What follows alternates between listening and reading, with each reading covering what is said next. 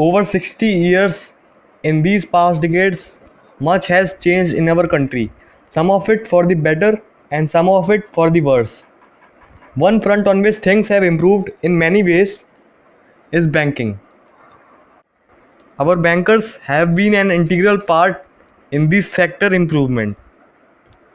Greater autonomy of the state owned banks, increasing competition through private banks, more transparent regulation, and widespread use of technology have played a role in the transformation of the banking sector. Of course, this is not to say that our banking sector is now in perfect shape. While much has improved, it continues to have some deep problems, much of it arising from continuing state ownership and management of a large segment of the banking industry and a few unethical entrepreneurs. But without doubt, banking has come a long way from where it was in the 1970s. I use the example of banking, which has been the life experience of many bankers, to clearly point out that state interference and ownership can undermine certain sectors. Equally, there are certain sectors where if the state does not own and deliver its full responsibility, the sector comes dysfunctional and ineffective. These are the sectors that develop and build the public good. While one obvious example of such a sector is large scale infrastructure, even more fundamental are health and education. Health is no less important than education.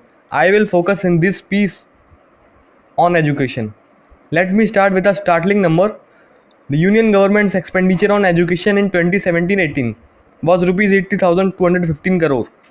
From the 2017-18 annual financial audit of government finances conducted by CAG, it is clear that rupees 94,036 crore of proceeds of education cess collected over the years by the government of India is lying unutilized in the consolidated fund of India. This is truly remarkable. When the public education sector is struggling for funds on every aspect of education, infrastructure, teacher appointment, quality improvement, basic nutrition, and more, why is the government holding on to amounts that are more than its annual expenditure, which have been expressly collected for the purpose of education? Things have not improved in 2018-19, though we don't know the exact numbers since we don't yet have the CAG report.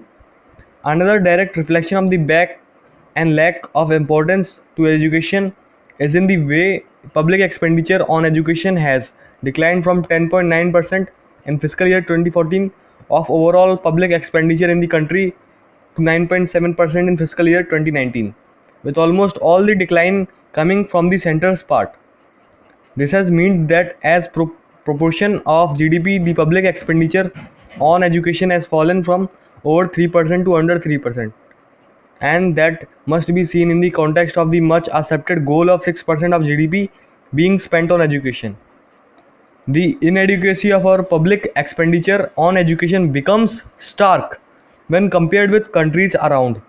Public expenditure as percent of GDP for a large and range of countries is 7.5% for Bhutan and Sweden, 7% for Costa Rica and Finland, 6% for Kyrgyzstan, South Africa and Brazil, 5.5% for the UK, the Netherlands and Palestine, and 5% for Malaysia, Kenya, Mongolia, South Korea and the US.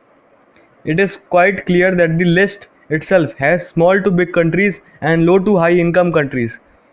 This data and its related implications are quite clear in the government of India's own draft national education policy that was released in May 2019. Our underinvestment in education becomes even more glaring when the reality of the education of many of these other countries is considered. The OECD countries and the middle income countries have fully developed and often high quality education systems with access to all are with them. Their expenditures on education is merely to run an existing system, whereas we in India need to still make substantial investment for expansion, access, and improvement in quality. Thus, our education expenditure must be inherently higher than these countries when actually it is bound half. In fact, The only silver lining that I have seen recently on the matter of education is the NEP.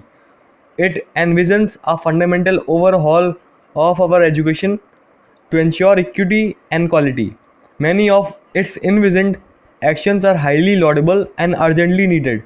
For example, its commitment to equitable, high quality early childhood education for all, its bold vision of transforming India's higher education with a foundation of liberal arts at the undergraduate level, and its clear direction on the overhaul of the teacher education sector.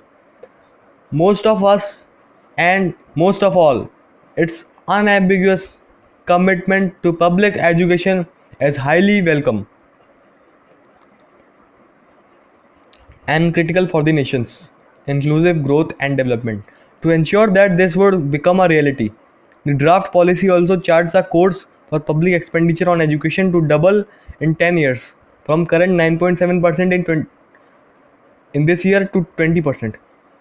The government must focus on the most important of sectors which builds the future of our country, education, which is being starved of desperately needed funds and leadership.